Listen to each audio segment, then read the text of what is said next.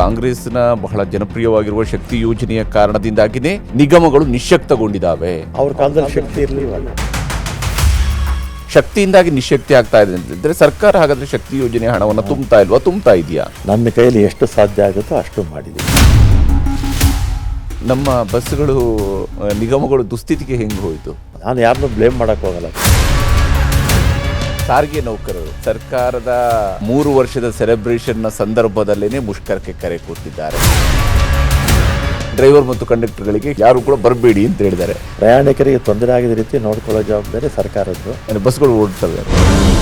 ಸರ್ಕಾರ ದೊಡ್ಡ ದೇವಸ್ಥಾನಗಳ ಹಣವನ್ನು ಜಾಸ್ತಿ ತಗೊಳ್ಳೋದಕ್ಕೆ ಹೊರಟಿದೆ, ಹಿಂದೂ ವಿರೋಧಿ ನೀತಿಯನ್ನು ಅನುಸರಿಸ್ತಾ ಇದೆ. ಉದ್ದೇಶಪೂರ್ವಕವಾಗಿ ಇದನ್ನ ಅಪಪ್ರಚಾರ ಮಾಡ್ತಾ ಇದ್ದಾರೆ. ತಮಗೆ ಈ ಖಾತೆ ಎಷ್ಟರ ಮಟ್ಟಿಗೆ ಕಂಫರ್ಟ್ ಅನ್ಸುತ್ತೆ? ಕಳೆದ 3 ವರ್ಷಗಳಲ್ಲಿ ಇದೆಲ್ಲ ಈಗ ನಾನು ಗಿಡ ಹಾಕಿದ್ದೀನಿ, ಒಂದು 2 ವರ್ಷದಲ್ಲಿ ಮರವಾಗಿ ಚೆನ್ನಾಗಿ ಬೆಳೆಯುತ್ತೆ. ಕಾಂಗ್ರೆಸ್ನವರನ್ನ ಹಿಂದೂ ವಿರೋಧಿಗಳು ಹೇಳುವಂತ ರೀತಿಯಲ್ಲಿ ಟೀಕೆ. ನಾವು ನಿಜವಾದ ಹಿಂದೂಗಳು. ಬಿಜೆಪಿ ಹಿಂದುತ್ವ ಮತಕ್ಕೋಸ್ಕರ